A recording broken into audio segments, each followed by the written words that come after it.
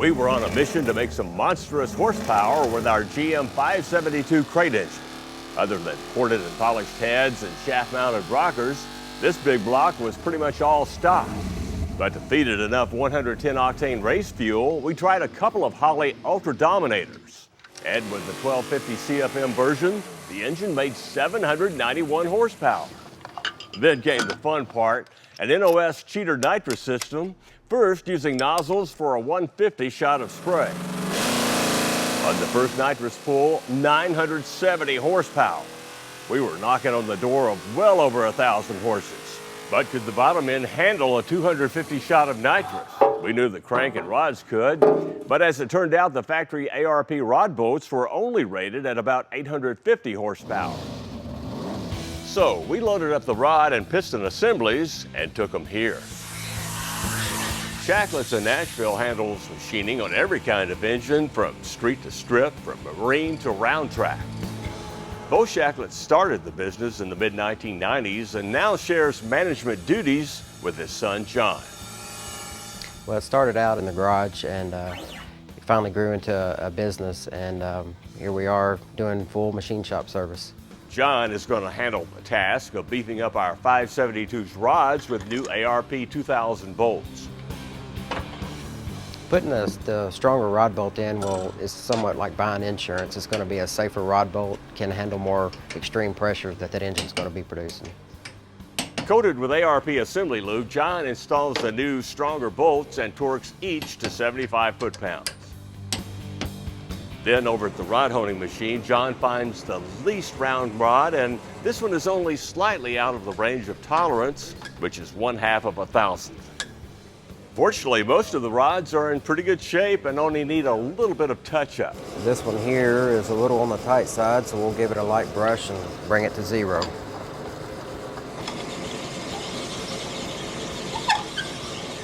So we got only one bad boy, huh? One bad one. We'll take it apart and get it fixed up and make it like the other 7. Pretty lucky that only one rod needs help from the resurfacing machine.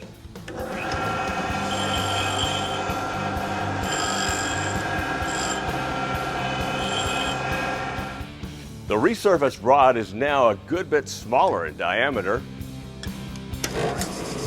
so it needs a lot of honing to bring it back to the correct size with complete roundness.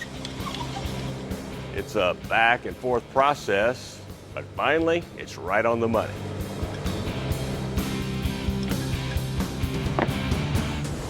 Well, that didn't take long. Let's go back to the shop now and make 1,000 horsepower. Now, before we stuff the rods and pistons back in the holes, we're going to replace the bearings, and they came from the high performance line at Cleveite. Now, we'll go ahead and lube them up with some Royal Purple assembly lube. To refresh your memory, both the street and race 572 crate engines were introduced in 2002. We were one of the first to get the race version, which we've used with several projects over the years, so we've been into this motor many times before. Just to make sure all the parts are back in sync, though, we're going to make a first run without nitrous. Oh, it's good to hear that beast run again. Isn't it? It's a neat old motor. Here we go.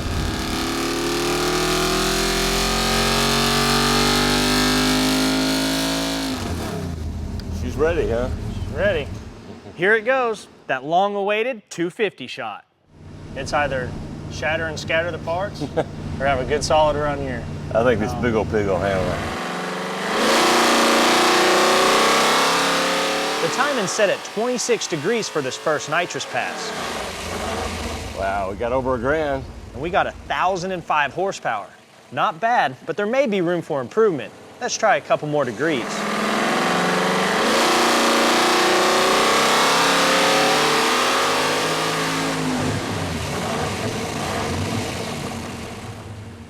We got 1,008 horsepower. We broke 1,000. Broke 1,000. Hey, man, that's good. That's good, yeah, that's good. Be happy. I was hoping for a little bit more, but hell, that'll be a beast. Well, this proves, I think, that you can take a high-performance crate engine, massage the heads a little bit, maybe upgrade the rod bolts, throw some spray at it, make some monstrous power for less than 20 grand. That is cool. Plus, if you think about it, our baseline was 790, and we just made 1,008. That's 218 horsepower more. That's pretty impressive there too. Hey, I'm happy. Yeah, me too. Let's shut this thing down. Hey, what's not to like about a cool classic grocery getter like this Chevy? You're about to see how this one delivers the goods in more ways than one. That is, after the backstory behind what has to be the most beautiful, baddest Biscayne on the road. Ever wonder what kind of personal hot rods professional racers go for? Well, when Jason Lyon's not chasing points in NHRA Pro Stock competition or chasing more power for the next race, he's searching for that special project car. And his most recent search came to fruition at the 2009 Las Vegas Nationals. When's the last time you saw a 68 Biscayne wagon? So maybe there's a reason for that, I don't know, but I'm a muscle car lover. Anything with a big engine in it, I'm drawn to that for whatever reason. I don't care what kind of car it is. After the race, Jason and crew members Rob and Pat drove the wagon home to Mooresville, North Carolina to begin its intense transformation. During the off-season back at KB Racing, the whole Pro Stock race team pitched in to turn a 10-year project into a 1-year job. We're all car guys too, so it's part of the business where we get to, this is our relaxation, this is our fun when we do this kind of stuff. Jason even talked his teammate and boss Greg Anderson into helping build the engine. And equally cool, their sponsor, Summit Racing, jumped on board, donating most of the parts that came right out of their catalog. Looks just like our Pro Stock cam, just a little bit smaller. Bottom end complete. Think we got it right? Hopefully. Good job. Find out shortly. We will.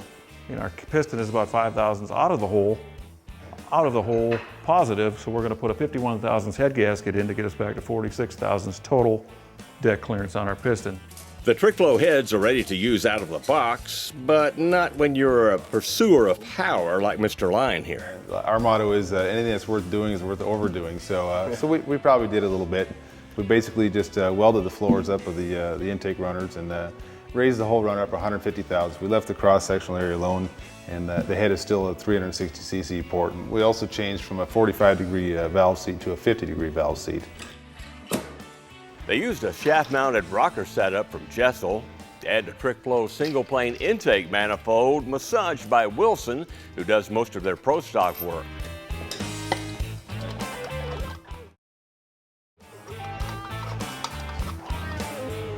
Before long, the big block beast was loaded up in the shop's dyno cell.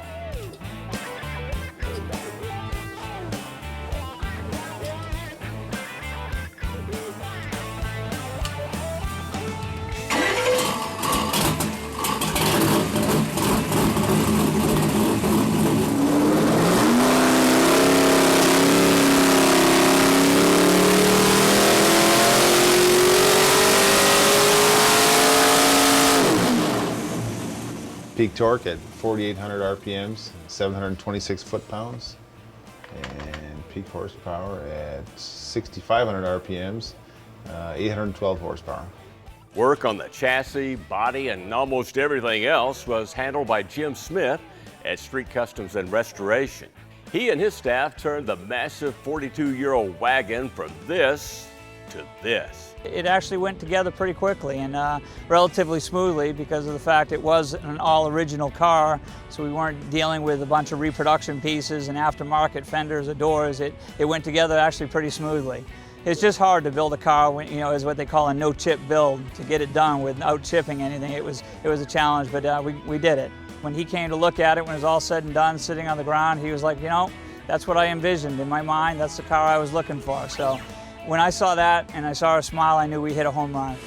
And now, less than a year later, Jason's Jewel is ready for its ultimate performance test. Here on a quarter-mile stretch of asphalt. Today's the day of reckoning, so it's going to be exciting. Imagine finding a rare, unusual, rust-free old muscle car.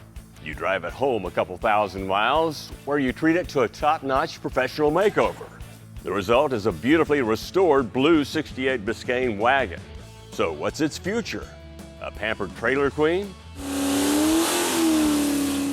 Well, there's your answer. Pro Stock racer Jason Lyon's a wagon lover from way back. And this one is his new personal hot rod. He and racing partner Greg Anderson built a 557 cubic inch big block for it, and the whole KB racing team got involved in the engine project, with of course their NHRA sponsor Summit Racing providing parts. It was supposed to be a long-term project. Jason has no peace, so it turned into a short-term project. But we like to go fast, so the guys in tech are all excited about it because they work with him on solving problems and working with his guys. It's very cool. Besides, look at it, it's gorgeous. We'll do a burnout. Try to go maybe half track or something, just see what happens.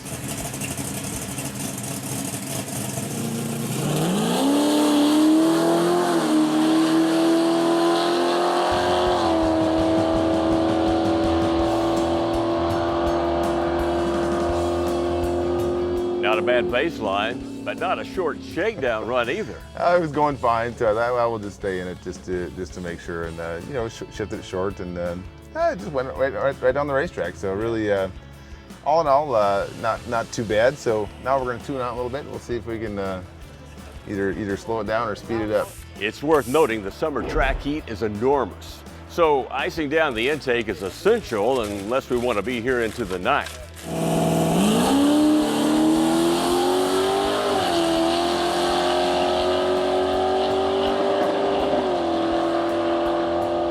At 11:09 at 123 miles an hour, that's really close. Okay, so that was the wrong direction. How's that? It's fun. It's a lot of fun, and I'm having a big time. You feel like you're back in high school in a way, right? I do actually. Well, I wish I'd had a car that fast and that nice when I was in high school, but it's a lot of fun. I feel like a little kid again. So, and that's the whole purpose of you know, building a hot rod like this, and that's what it's all about. And I can tell you, I'm having a large time.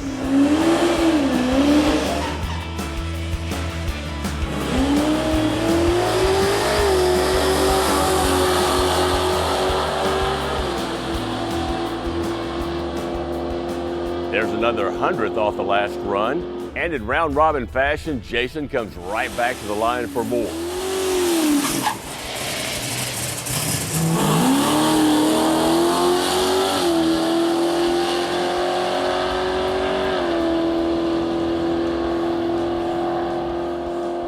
Unfortunately, heavy rains came after another run, this time with Nan riding shotgun. I'm pretty happy. There's definitely more left, and you know, we'll try again. Sure, he'll get there. In the meantime, this insane Biscayne's going to turn a lot of heads on its way to and from the hometown grocery store. You're watching Horsepower. For a DVD copy of this episode, just go to PowerBlockTV.com and order your copy for just $5.95 plus shipping and handling. Start your own horsepower collection, delivered right to your door from the Power Block. We couldn't live up to our name without our chassis dyno or our engine dyno. Today we take that technology to a whole new level. And at the same time, we'll see how much we can improve the performance of this 08 GT500. You've seen us use our chassis dyno from DynoJet countless times, measuring the performance gains of all kinds of upgrades. Now, while horsepower and torque are more important to us, now we've got it upgraded so we can monitor all kinds of variables that tell the whole performance picture. Yeah, but now check out our biggest upgrade. It's called a load absorption unit, and this thing can help you tune for drivability and overall performance, but more about it in a minute. First though, the usual baseline run on this Mustang. It's got a 5.4 liter engine that makes about 500 horsepower at the flywheel. Okay, how can we improve on 433 horsepower and 434 foot-pounds of torque with a small budget? Well, with this. Superchips has been in the performance tuning business since the early 80s. And this flashback performance tuner's engineered for impressive power right out of the box, in addition to reading data and offering advanced tuning options. Okay, now it's asking if we want the quick tune or the advanced. The advanced is where you can go in and change your rev limiter, your speed limiter, tire height and such. We just want the quick tune for power. While we're waiting on this download, let me remind you to hang on to this little cable that comes with the programmer. That way you can go into your computer and check for updates and load them up in no time. That's it, we are newly tuned. Now, for any reason you want to go back to your stock factory tune, it's always going to be in here. You can get to it any time and get back to square one.